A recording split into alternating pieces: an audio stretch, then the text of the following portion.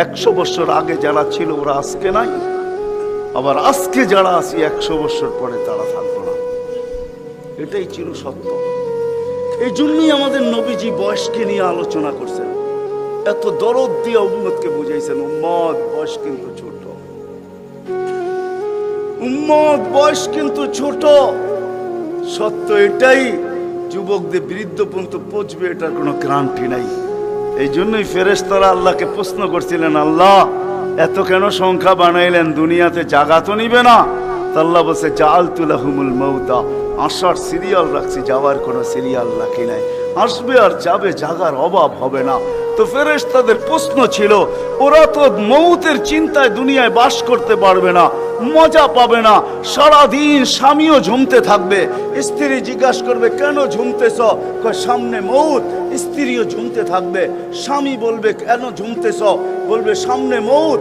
সন্তানও ঝুমতে থাকবে, মা বাবা ঝুমা বোঝেন তো, ঝুমা, হ্যাঁ ঝুমতে থাকবে, মা বাবা জিজ্ঞাসা করবে ঝুমিস কেন, সামনে মৌত।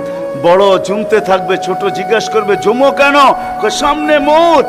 বড় ছোট ঝুমতে থাকবে, বড় জিজ্ঞাসা করবে ঝুমো কেন, বলে সামনে মৌত। সবাই মৌত মৌত বলে চিৎকার দিবে, দুনিয়ার মজা তো পাবে না, পাঠায় লাভ কি? আল্লাহ জবাব দিছে, জাআলতু লাহুমুল আমালা, প্রত্যেকের দিন আশা দিয়ে ভরা দিছি, বাঁধবে বাসা, এতে তোমাদের সন্দেহ নাই, তোমাদের চিন্তা করতে হবে না, আশা দিয়ে দিল ভরা।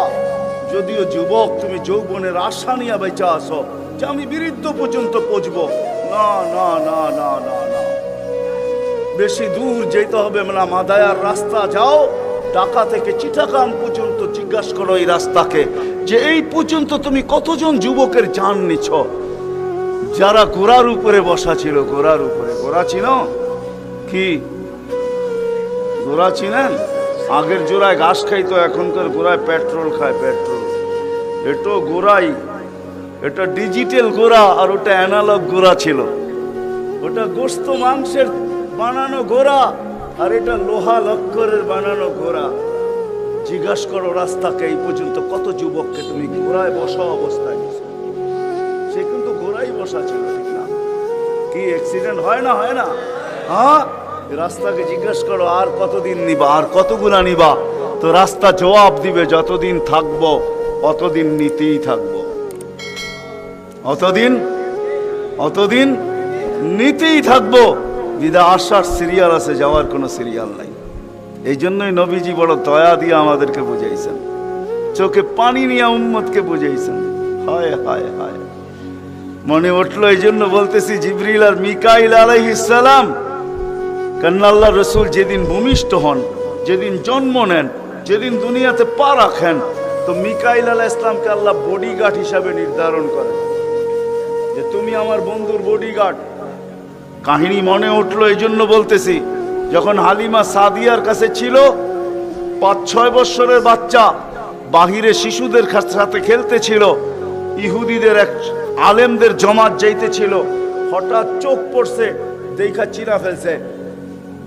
তো দুইজনকে বলছে, মনে তো হয় ওইটাই, কান্না হু হু, মনে হয় ওইটাই, কিন্তু দুইজনে আগে সত্যায়িত করে আসো আসলেই ওইটা কিনা।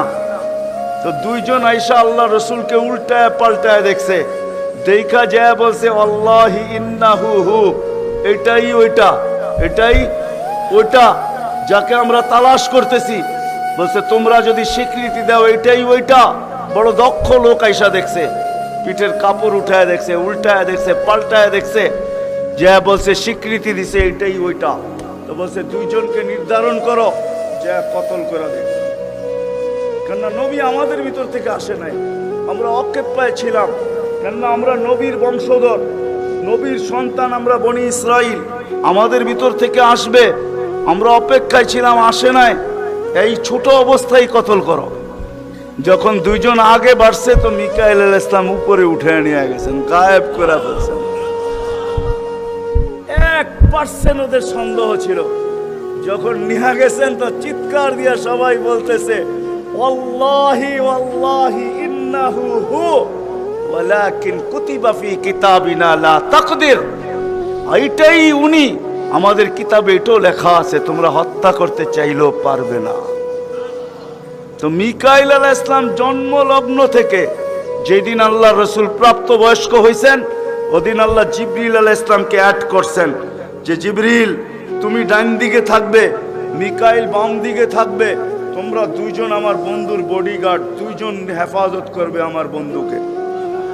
এজন্য ওলামারা জানে মদিনা মুনাওয়ারা হিজরত করে যাওয়ার পরে মুহাজির আনসার বসছিল যে কাছেই তো ইহুদিদের এলাকা বনু নজির আর কোরাইজা, ওরা ছোটবেলার থেকে তাক পাইতা আছে কখন পাবে নাগালে আর আল্লাহর রসুলকে হত্যা করে দিবে। বিদে আমরা এইভাবে ছাড়তে পারি না। বলছে মুহাজির তোমাদের মত কি? বলছে আমরা একদিন পাহারা দিব। আনসার বলে আমরা একদিন পাহারা দিব। চলা শুরু হলো, আজকে মুহাজির কালকে আনসার, আজকে মুহাজির কালকে আনসার। 2-3 দিন যাওয়ার পরে আল্লাহ কোরআনের আয়াত নাযিল করে দিয়েছেন, আল্লাহু ইয়াসিমুকা মিনান নাস। পুরা আয়াত বললাম না, শব্দ বললাম, বাল্লিগ মা উনজিলা ইলাইকা মির রাব্বিক ফাইন লাম তাফআল ফামা বাল্লাগতা রিসালাতা রাব্বি আল্লাহু ইয়াসিমুকা মিনান নাস। আল্লাহ চিৎকার দিয়ে বলতেছে বন্ধু পাহারা সরান, আপনাকে অন্য পাহারা দিবে এটা আমাদের সহ্য হবে না, সরান পাহারা। পাহারা তো আমরা দিব, পাহারা তো আমরা দিব। ওই জিবরিল মিকাইল একদিন জিজ্ঞাসা করছে মা জালা আরাকা তাবকি, যেদিন থেকে আপনাকে দেখতেছি চোখে পানি কেন? কখনো পানি ছাড়া তো দেখি না, চোখে পানি টলটল টলটল করতে থাকে, মাঝে মাঝে গড়ায় গড়ায় পড়তে থাকে, এত কাঁদেন কেন? এত কাঁদেন কেন? বসে যেদিন থেকে জান্নাত জাহান্নাম দেখা আসছি উম্মতের ব্যথা আর চোখের পানি বন্ধ হয় না, উম্মতের জন্য চোখের পানি বন্ধ হয় না। আজকে ওই উম্মতকে আল্লাহ ডাকে, তাইলে আমি বলবো না কেন আব্দুল কাদের জিলানী লিখবে না কেন? চিনেন আব্দুল কাদের জিলানীকে? চিনেন? আরে নাম শুনছেন কোনদিন? পীরানে পীর বড় পীর আব্দুল কাদের জিলানী রহমতুল্লাহ আলাইহি উনি লেখছেন, হায় ওর চেয়ে বড় হতভাগা কেউ নাই, ওর চেয়ে বড় কপাল পোড়া কেউ নাই, ওর চেয়ে বড় নিমক হারাম কেউ নাই, ওর চেয়ে বড় অকৃতজ্ঞ কেউ নাই, ওর চেয়ে বড় নিকৃষ্ট কেউ নাই। আল্লাহ ডাকলো আর আসলো না, নামাজের জন্য ডাকলো আর আসলো না, আসলো না। বলে নিকৃষ্ট কেন বলছে আব্দুল কাদের জিলানী রহমতুল্লাহ আলাইহি? কেননা শুকর সকালবেলা ওঠে, ঘুমের থেকে উঠার পরে বলে আল্লাহ ঘুমের থেকে উঠলাম, সামনে কিন্তু তাকাবো, কাইলা ইয়াকা আউয়ালা নাযরিন আলা মান লা ইউসাল্লি, যে নামাজ না পড়ে ওর উপরে যেন আমার প্রথম দৃষ্টিটা না পড়ে। আল্লাহ জিজ্ঞাসা করে কেন? আমার কাছে ও আমার চেয়ে নিকৃষ্ট, কেন আমি তো সকালে উঠি, উঠেই বলি আলহামদুলিল্লাহিল্লাযী খালাকানি আবতারা খালকি, প্রশংসা ওই আল্লাহর যিনি আমাকে সৃষ্টির ভিতরে সবচেয়ে নিকৃষ্ট তৈরি করছে, তারপরও তোমার প্রশংসা। আমি তো উঠেই তোমার গীত গাই, কিন্তু তুমি ডাকো তারপরও ও সাড়া দেয় না, তো আমার মন বলে ও আমার চেয়ে নিকৃষ্ট। দ্বিতীয় দলিল দেয় যে আমি তো জাহান্নামে যাব না, উকুদুহান নাস ওয়াল হিজারা, মানুষই তো জাহান্নামে যাবে, আমাকে তো কিয়ামতের দিন বলা হবে কুনু তুরাবা, মাটি হয়ে যাও, আমি মাটি হয়ে যাব। কিন্তু মানুষকে তো এই কথা বলা হবে না, মানুষকে তো বলা হবে উকুদুহান নাস ওয়াল হিজারা, তুমি জাহান্নামের ইন্ধন হবে, মানুষই জাহান্নামের ইন্ধন হবে, আবার মানুষই জান্নাতের উচ্চ শিখরে উঠবে। এই জন্য শুকর বলে অর্থে নিকৃষ্ট কেউ নাই। তো আব্দুল কাদের জিলানী পীরানে পীর বড় পীর আব্দুল কাদের জিলানী রহমতুল্লাহ আলাইহিও বলেন যে অর্থে নিকৃষ্ট কেউ নাই। এই জন্য যদি পুজো আইসা থাকে, কথা আগে নেওয়ার আগে, শেষ করার আগে এইখানেই প্রতিশ্রুতি নিতে চাই যে আজকে যারা এই মজমায় আসি দুকে হাত রাইখা ওয়াদা করব যে আজকের পরে, বিশেষ করে যুবকরা, যে আজকের পরে আর আমি কোনোদিন নামাজ ছাড়ব না। ওয়াদা, বিলকুল ওয়াদা, তাইলে আগে চলতে পারি। ওয়াদা কিন্তু আজকের থেকে আর নামাজ ছাড়ব না, আজকের থেকে আর নামাজ ছাড়ব না। সিজদাকারী আল্লাহর কুদরতি। আলী রাদিয়াল্লাহু তাআলা আনহু বলছেন তুরিদু আন তাতাকাল্লাম মা আল্লাহ, তুমি চাও আল্লাহর সাথে কথা বলবে? হায় হায়, আমি তো বলি মুসা আলাইহিস সালাম কথা বলতে গেলে 4টা শর্ত ছিল। 4টা। কয়টা? তুর পাহাড় হইতে হবে, এছাড়া কথা বলতে পারতেন না। কি উলামা বলে কি সত্য না মিথ্যা? হ্যাঁ হ্যাঁ, না ঘরে বয়ে বয়ে বিছনায় কথা বলতে পারতেন? তুর পাহাড় হইতে হইতো, গেলেই জুতা খুলতে হইতো। সময় নির্ধারিত ছিল। কি ছিল? এই সময় আসলে কথা হবে, নাইলে হবে না। আবার কথার সীমা রেখা ছিল, আজকে এতটুকু বলবে, বাকিটুকু কালকে, আর বেশি বলা যাবে না। হায় হায়, এই উম্মতের জন্য কোনো শর্ত নাই। এই উম্মতের জন্য কোনো শুধু শর্ত আছে 20 মিনিট, 45 মিনিট, 45 মিনিট বলতে পারবে না। সূর্য উঠতেছে তখন, সূর্য ডুবতেছে তখন, আর সূর্য যখন ডলতেছে তখন 15 মিনিট করে 45 মিনিট। এছাড়া সারা দিন কথা বলতে পারবে, ইচ্ছা হোক। এই জন্যই আলী রাদিয়াল্লাহু তাআলা আনহু বলেন, তুমি চাও আল্লাহর সাথে কথা বলতে, ফালতুসাল্লি, তাহলে নামাজে দাঁড়াও। লিআন্নাল মুসাল্লি ফাইন্নাল মুসাল্লি ইউনাজি রাব্বা, নামাজি আল্লাহর সাথে কথা বলে। আল্লাহ সুযোগ দিয়েছে। আবার আল্লাহ কথা বলে, কোনো শর্ত নাই। ছোট ছোট বাচ্চা হাফেজ হয়ে গেল, দেখলেন। এ যদি সারাদিন কোরআন পড়তে থাকে, তা আল্লাহ বলে কোরআন আল্লাহর কালাম। কি? হ্যাঁ, আপনি সূরা ফাতিহা পড়েন, এটা কি ফাতিহা? হ্যাঁ, আলহামদ পড়তেছেন আপনি? না না না, আল্লাহ আপনার সাথে কথা বলতেছে, কেন? এটা আল্লাহর কালাম। আলী রাদিয়াল্লাহু তাআলা বলে, তুমি চাও আল্লাহ কথা বলো, ফালিতাতলুল কুরআনুল কারীম। উলামাদেরকে জিজ্ঞাসা করেন, উজু না থাকলেও কোরআন মুখস্থ পড়া যায়, যায় না? হ্যাঁ, শুধু নাপাক হইলে পড়া যায় না, ঠিক না? নাপাক ছাড়া বাচ্চা থেকে বাচ্চাও যদি সারাদিন পড়তে থাকে, আল্লাহ নিষেধ করবে না। শেষ করে যদি আবার শুরু করে, আল্লাহ নিষেধ করবে না। আল্লাহ বলবে, তুই এক সময় ক্লান্ত হয়ে যাবি, কিন্তু আমি কথা বলতে বলতে ক্লান্ত হব না, আমি তো বলতেই থাকবো।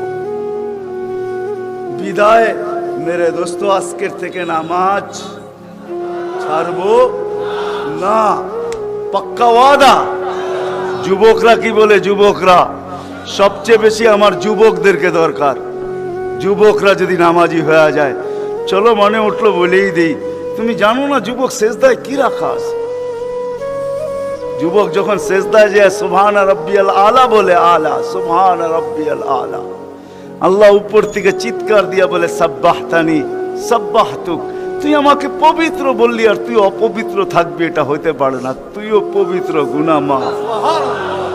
আলাইতানি ফাআলাইতুক, তুই আমাকে মহান বললি আর তুই মহানত্ব পাবি না, এটা হইতে পারে না। তুইও মহান। বলে, আল্লাহ কেমন মহান?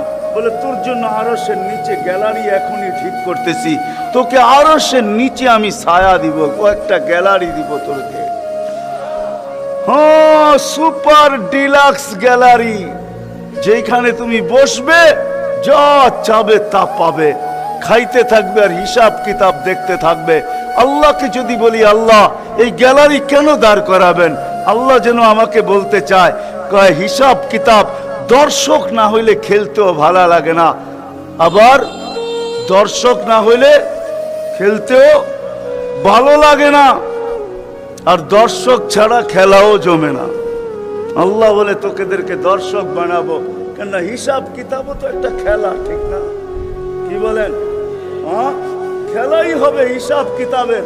আরশের নিচে হবে মেলা, আর বাহিরে হবে হিসাব কিতাবের খেলা, ঠিক না? কাউকে 50,000 বছর দাঁড় করায় রাখবে।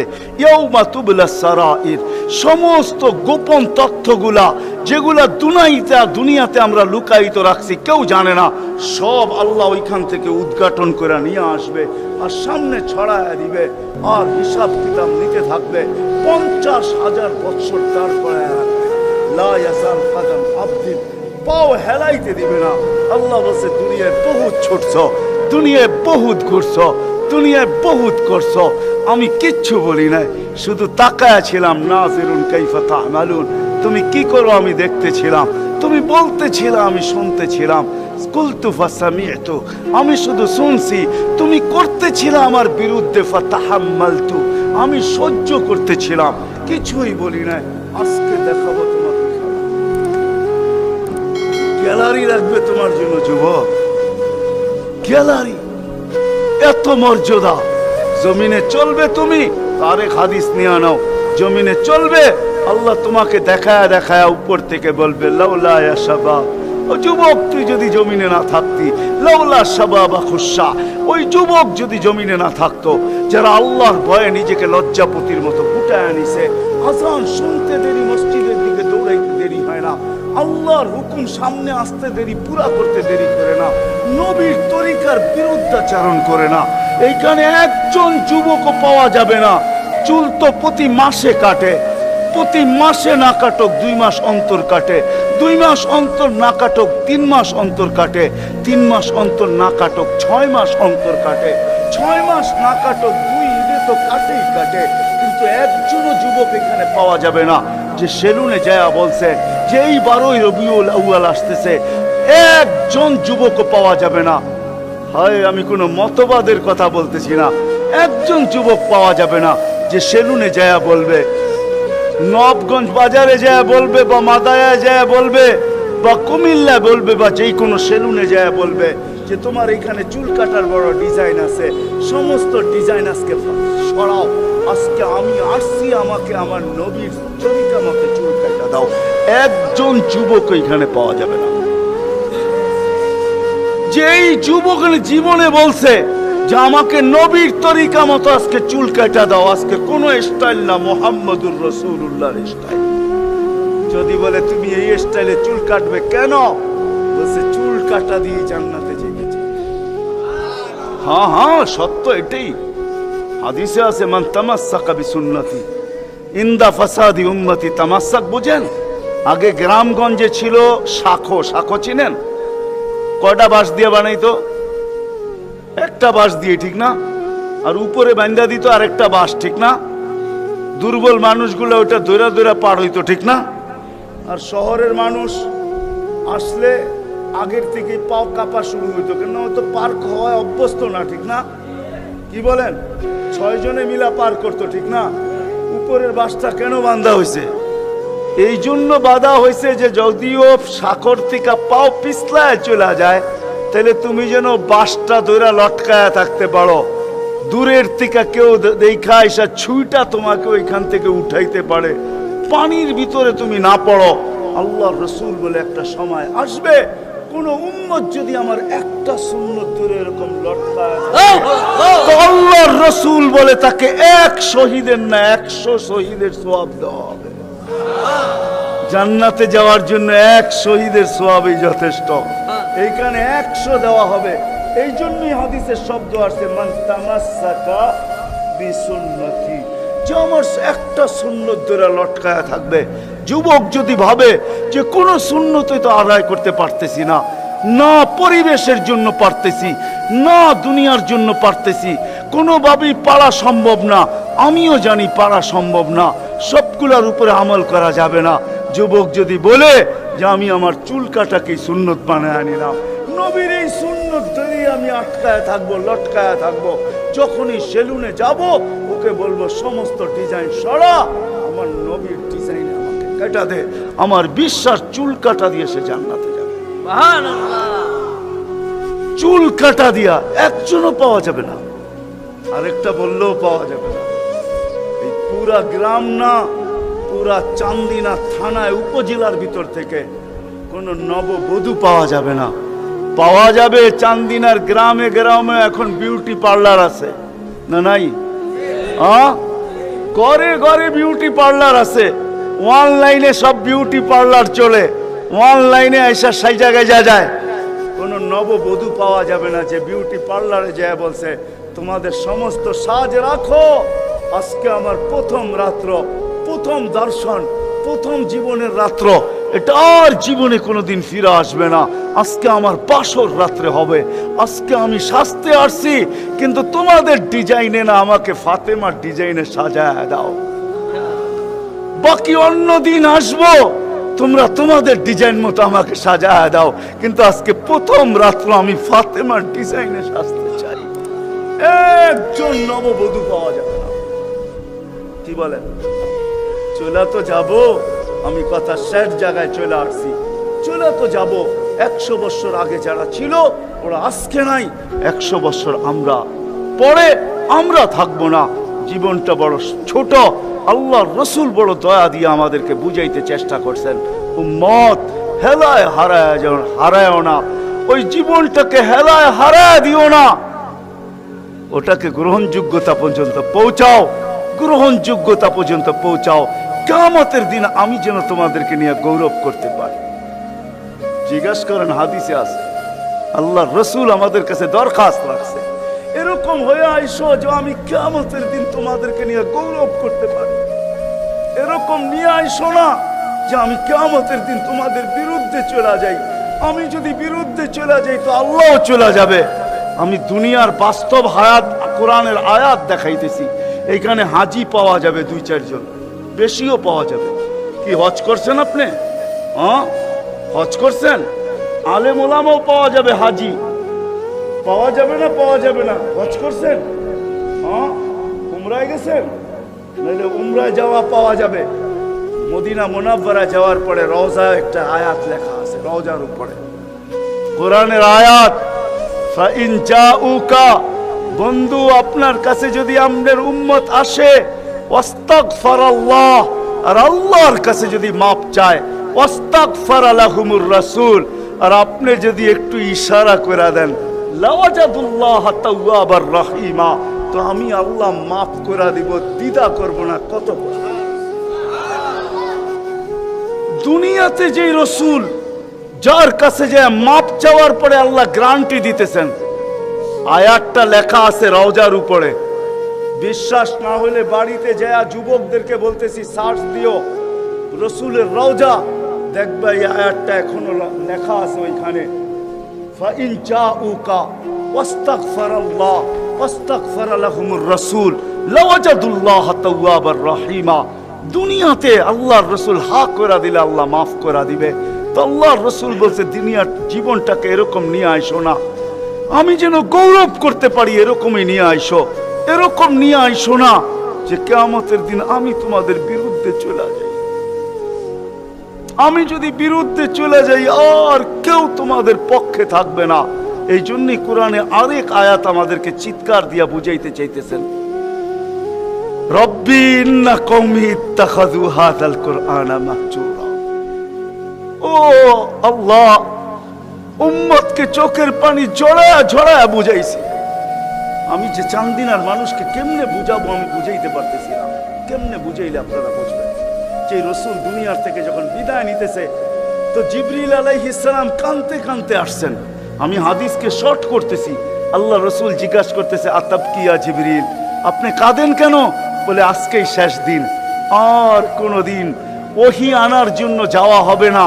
আর ওহীর কারণে যে নৈকট্যময় পৌঁছতে পারতাম, আর কোনোদিন পৌঁছতে পারবো না।